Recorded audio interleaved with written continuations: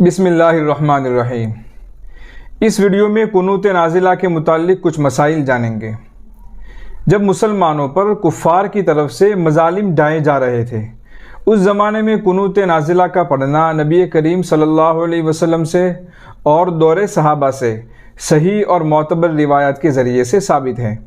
جب ہجرت کا سلسلہ شروع ہوا اور کمزور مسلمان مکہ میں رہ گئے اور ان کو طرح طرح کی تکلیفیں پہنچائی جانے لگی، تو نبی پاک صلی اللہ علیہ وسلم نے قنوت نازلہ میں ظالموں کے نام لے لے کر ان کے لیے بد دعا فرمائی اور مظلوموں کے نام لے لے کر ان کے لیے دعا فرمائی۔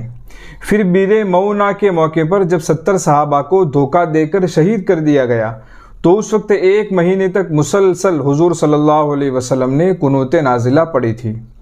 لہٰذا جب کافروں کی طرف سے عام مسلمانوں پر ظلم و زیادتی اور تشدد ہو رہا ہو اور مسلمان بہت زیادہ پریشان ہوں، تو ایسے وقت میں قنوت نازلہ پڑھنا مستحب اور مسنون ہے۔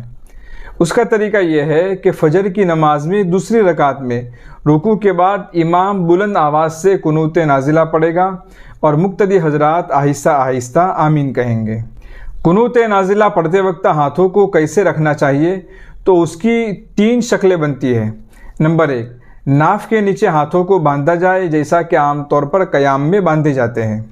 نمبر 2، دونوں ہاتھ نیچے کی طرف لٹکائے جائے جیسا کہ قوما میں لٹکائے جاتے ہیں۔ نمبر 3، دعا مانگنے کے انداز میں ہاتھ اوپر اٹھا لیے جائیں۔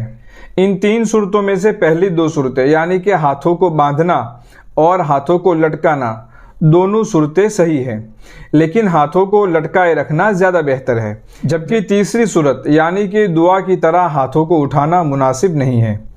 ایک سوال یہ ہوتا ہے کہ قنوت نازلہ میں خاص طور پر کسی قوم یا ملک کا نام لیا جا سکتا ہے؟ تو اس کا جواب یہ ہے کہ مظلومین کے حق میں ان کے شہروں اور ملکوں کے نام لے کر دعا کرنا اور ظالمین کی ہلاکت و بربادی کے لیے ان کے ملکوں اور شہروں کے نام لے کر بد دعا کرنا جائز اور درست ہے۔ ایک مسئلہ یہ بھی یاد رکھے کہ قنوت نازلہ صرف جماعت کی نماز کے ساتھ خاص نہیں ہے، بلکہ قنوت نازلہ کا حکم عام ہے، مرد، عورت، امام، منفرد، ہر ایک کو شامل ہے۔ لہٰذا منفرد اور عورتیں اپنی نماز میں قنوت نازلہ پڑھ سکتی ہیں، مگر عورتیں زور سے نہ پڑھیں۔ ایک سوال یہ ہے کہ قنوت نازلہ کتنے دنوں تک پڑھنی چاہیے؟ تو اس کا جواب یہ ہے کہ قنوت نازلہ کے لیے شریعت میں کم سے کم یا زیادہ سے زیادہ مدت کی کوئی تعین نہیں ہے، بلکہ جب تک حالات سازگار نہ ہو پڑھ سکتے ہیں۔ لیکن چونکہ رسول اللہ صلی اللہ علیہ وسلم نے 1 مہینے تک قنوت نازلہ پڑھی ہے، اس لیے بہتر یہی ہے کہ 1 مہینے تک قنوت نازلہ پڑھی جائے پھر چھوڑ دی جائے۔ یہ حضرت تھانوی رحمۃ اللہ علیہ کی رائے ہے، اور علامہ ظفر احمد تھانوی نے بھی اعلاء السنن میں اس کو اختیار فرمایا ہے۔ قنوت نازلہ کئی الفاظ سے مروی ہے، ان میں سے ایک دعا ترجمہ کے ساتھ یہاں پیش کی جاتی ہے۔